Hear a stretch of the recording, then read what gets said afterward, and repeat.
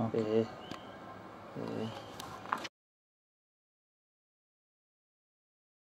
Start. Afternoon, ladies and gentlemen. My name is Brian. I'm here to chat with you a bit about business and business ethics, of course, and investment as well. Some people say that you should invest in education, but some say you should invest in property. I think both are right, but the best is if you start by investing in education, it's better you invest in property, and not just property but income generating assets.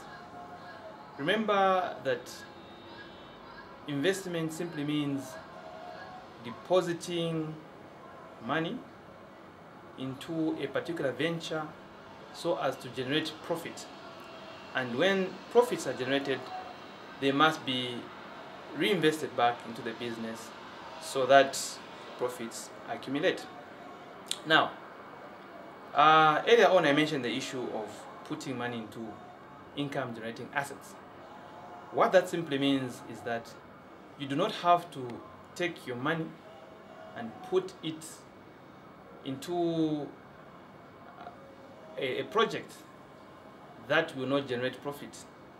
Or that's one. Or number two, you do not have to put your money into a facility which will not in the end generate profit. So what I'm trying to say is simple. When you earn a salary, take that money, put it into at least 3 several projects which are different so that you promote diversification in the manner in which you conduct your business. A perfect example could be putting money Alright. Start. To pick on from where my friend ended, I was talking about income generating assets.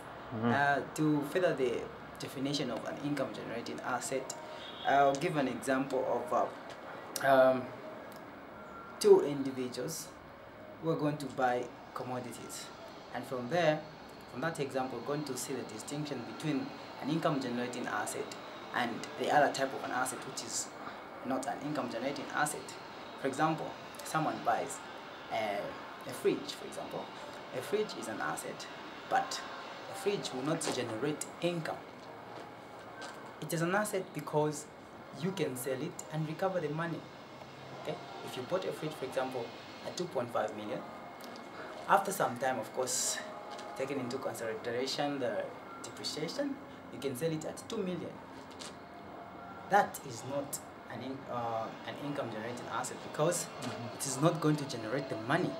But for example, if someone buys I'll give an example of a van, for example, and then he uses it to carry out a transport business. Okay, that person is going to be generating income in the sense that it's going to be providing a service to individuals who need that kind of service, and they're going to pay money for that kind of a service. So in those 2 examples I've given, it's very clear that the first one is not an income generating asset because it's not generating money, but the second one is an income generating asset because it is giving an income to that person who bought it. So what we're trying to put across is that we must venture into business ventures that are going to give us an income at the end of the day.